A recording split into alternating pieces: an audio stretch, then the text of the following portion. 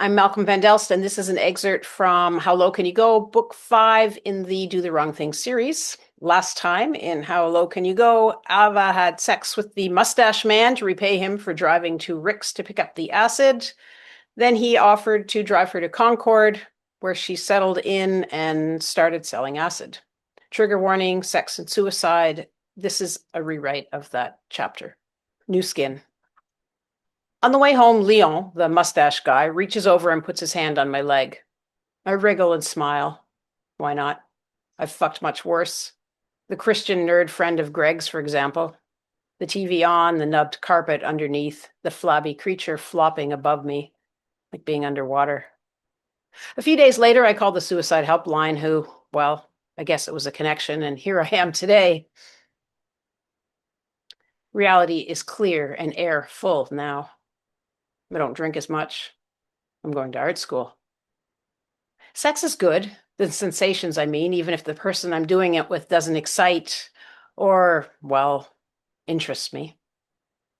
The guy pulls his truck over by the side of the road. He's turned off the main highway onto a smaller one.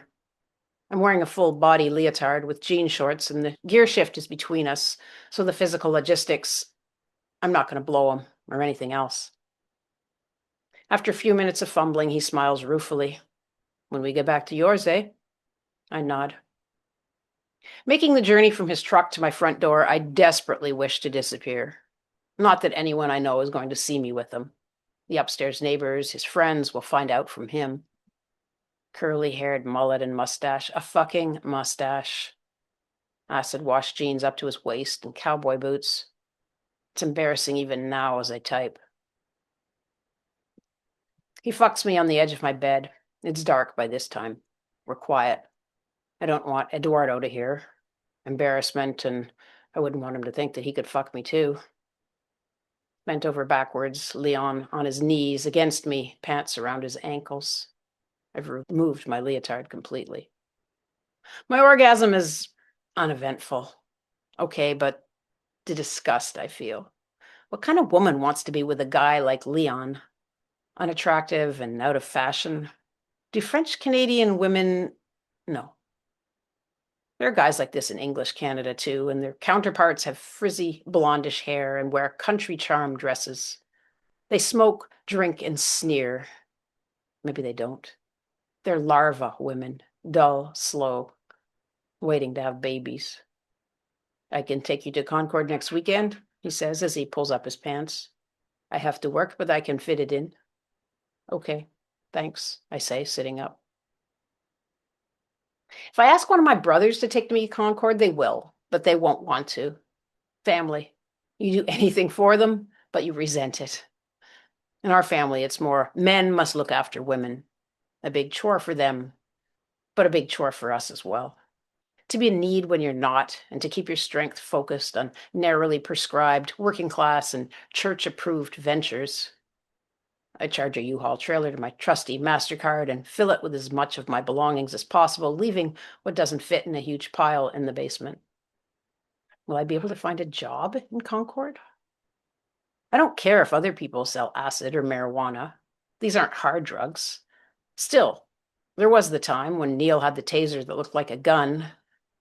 Who were the people after Brian, the guy whose taser, drugs, and money got left in our house? I won't have Neil and Bradley around if something like that happens in Concord. Or jail. I don't want to get caught. I won't do any acid. I know how that goes if you start. When the landlord does the move-out inspection, I tell him I'll have the stuff in the basement picked up as soon as possible. I expect it'll be less than a month. I lie. Who am I going to get to pick it up? My brothers? Besides, there's no place for it in Concord. My room is small, and the house is already full, including the cellar, whose entirety is rented by Darren, the security guard guy. Still, I want to ship it to wherever I land. The landlord says, okay. He's nice about it. Like, I know he's going to leave it there and wait for a phone call from me. As I type this in 2017, I can still see his soft eyes and small smile as we talked in the Tenebra, an Asian economics professor at University of Arbor. He didn't even comment on the paint job I'd done on his walls. Hot. And Leon's truck does not have air conditioning. Traffic is so bad it takes an extra hour to get into Concord and another hour to snake our way through the city to my downtown Chelsea Market home. Chelsea Market. It doesn't get better than that. Well, maybe it does, because Leon has to turn around and drive right back to Arbor to be on time for his job. Surprise registers briefly in some deep part of my brain, like there's my subconscious, an endless blanket of orange, red, black, always moving, and a slight indent appears when he says he can't stay. The divot disappears immediately, though, when relief washes over it. I won't have to fuck him again. Something here where Ava explains that she knows she's different than other people, but has to do what she has to do to survive, then challenges the reader to put themselves in her skin. My new place is a few houses down and across the street from Floyd Marguerite College, where the government wanted to send me for graphic design training a few years ago. The school building is a beige brick, personality-less block, not interesting looking like Concord School of Art. I don't want to apply for welfare in Concord, but refuse to be sad about it.